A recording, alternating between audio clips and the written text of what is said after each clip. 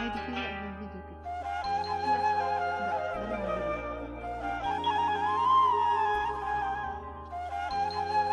قبل الفيديو وحاسب كده قبل تحت.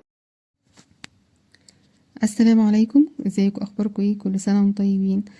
احنا طبعا في رمضان من الحاجات الاساسيه اللي احنا بنعملها كل يوم وهي صنف الحلويات، ومعظمها بتبقى حلويات شرقيه. احنا اتعودنا على كده وبقت عاده في بيوتنا كمصريين وكعرب ان احنا دايما بنحب نعمل الحلويات، وخاصه في شهر رمضان من فرحتنا وحبنا واحتفالنا بالشهر الفضيل. من اساس الحلويات الشرقيه وهو الشربات او السيرب او السيره، هو له اسماء كتيره جدا في الوطن العربي، كل منطقه بتسميه باسمها. فهو يعتبر أساس للحلويات، ومن الحاجات الأساسية اللي بتغير وبتفرق من وصفة لوصفة، وهي اللي بتديلها الطعم والقوام والشكل الحلو جدا اللي بيجذبنا. وخاصة في محلات الحلويات بنلاقيه له تكة كده وسر، مهما عملنا الشربات في البيت مش بيطلع زي بتاع الحلويات أو بتاع محلات الحلواني اللي بيبقى بمطة حلوة كده وشكل ولمعة مميزة. النهاردة هجيب لكم أسرار محلات الحلواني في شغل الشربات.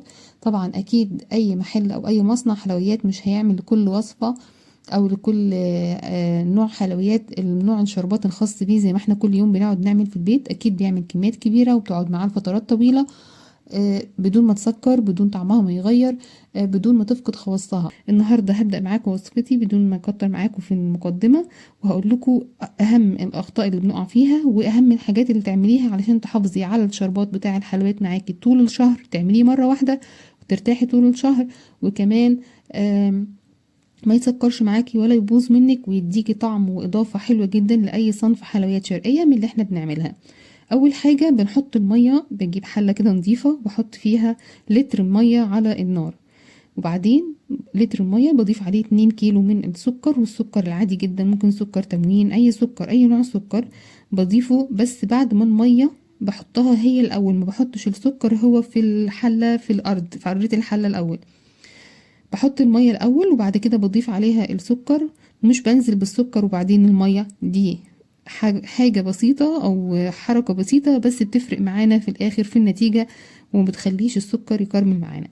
اول حاجة بحطه على نار عالية جدا لحد لما السكر يغلي في المية ويبدأ يطلع لي الطبقة البيضاء اللي بتطلع زي اللي على وش اللحمة بالظبط. الطبقة دي من الاساسيات اللي بتبوظ معايا الشربات، بتبوظ طعمه، بتبوظ لونه، بتبوظ قوامه، بتخليه يفسد معاكي بسرعة.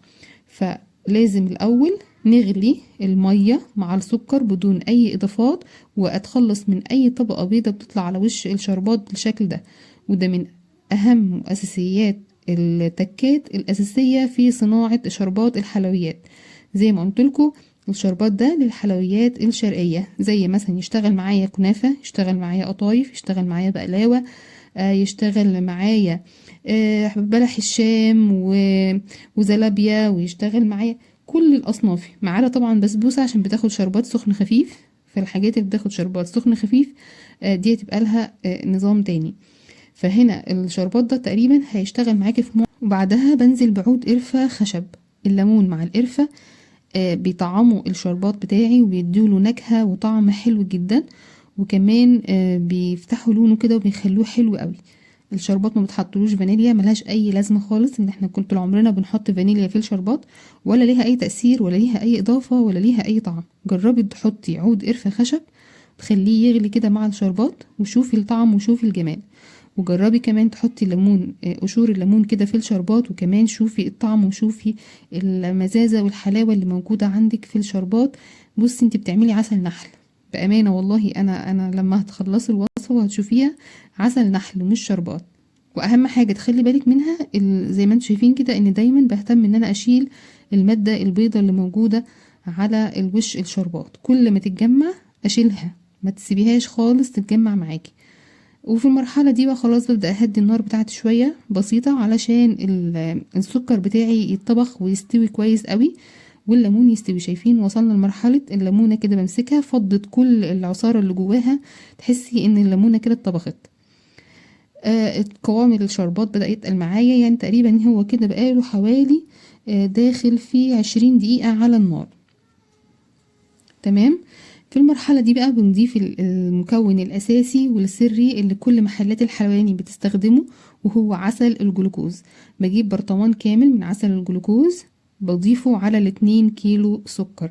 يبقى أنا حطيت لتر مية، 2 كيلو سكر، وهضيف عليهم بعد تلت ساعة بالظبط أو 25 دقيقة بالظبط من وجوده على النار بنضيف عسل الجلوكوز في آخر مرحلة. عسل الجلوكوز مهمته هيظبط معايا القوام، هيديني المطة، هيديني اللمعة اللي بنشوفها في الحلويات اللي احنا بنشتريها جاهزة، وكمان هيمنع العسل انه يسكر، وهيمنع النحرة اللي بتحسوها في زوركم لما بتاكلوا حلويات. يعني مثلا لو حد عمل صنف حلويات، وتفهموني كويس قوي، لو حد عامل حلويات ومزود فيها السكر او سقاها شربات زيادة وياكل قطعة كده على التانية، هيحس بنحرة كده في زوره من كتر السكر.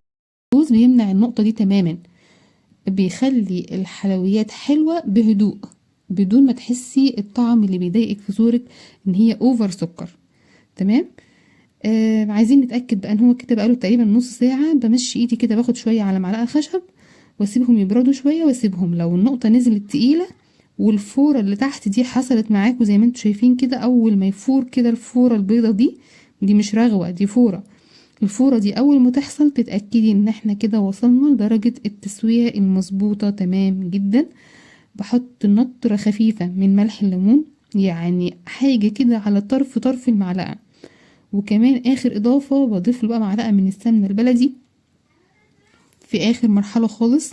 دي بقى بتنكه معايا وبتطعمه وبتخليه معايا في حتة تانية خالص. حتى لو انتي عاملة الحلويات بسمنة عادية خالص وسقيتيها بالشربات ده اللي معمول او محطوط له سمنة بلدي، هتحسي ان انتي عاملة الحلويات بسمنة بلدي تماما. دي كل الاسرار، دي كل التكات. انا طبعا بعد ما بيهدى شويه بحطه في برطمانات نظيفه ومتعقمه ومعموله، يعني انا غلياها بميه سخنه ومنشفاها كويس من اي حاجه، وبعدين بحطه فيها.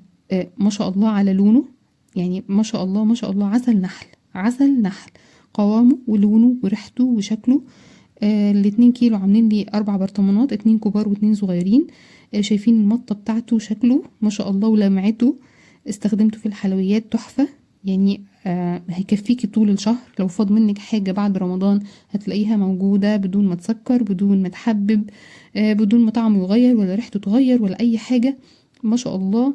اتبعي الطريقة ديت بنفس الطريقة بنفس التكات اللي انا قلت عليها، ان شاء الله يعجبكم، وان شاء الله تلاقوا ان الطريقة ناجحة وتعتمدوها بإذن الله مرة واحدة اول الشهر. اعمليه وارتاحي طول الشهر. اشوفكم على خير ان شاء الله في فيديو جديد. سلام.